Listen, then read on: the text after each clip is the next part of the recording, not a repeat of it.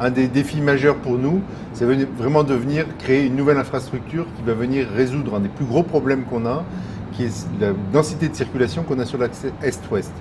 Sur cet axe Est-Ouest, aujourd'hui, on a le RER A qui est saturé, chargé, trop chargé, et surtout, quand il y a un problème, il n'y a pas d'alternative.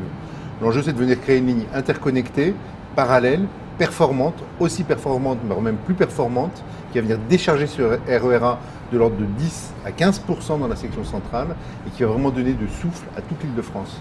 Nous, on est vraiment sur du mass transit de très haut niveau, avec des gares adaptées, des nœuds de correspondance qui vont devenir les principaux nœuds de correspondance de l'Île-de-France. Et donc, on est vraiment sur un niveau de performance inégalé aujourd'hui sur les projets qui sont portés en Europe. On a fait des choix technologiques ou des choix de conception d'exploitation.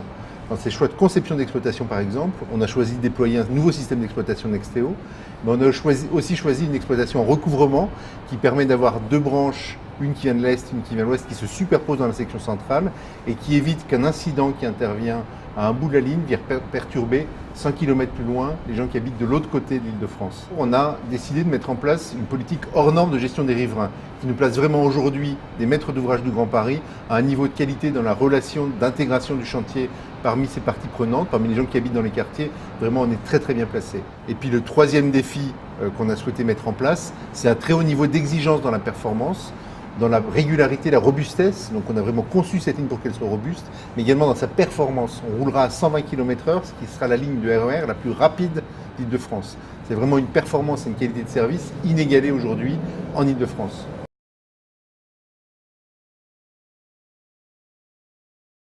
L'objectif qu'on vise avec cette infrastructure-là, qu'on souhaite vraiment performante, qu'on souhaite entourer d'un système qui va fonctionner, qui va garantir la qualité de l'exploitation, c'est d'en faire vraiment une référence et un démonstrateur.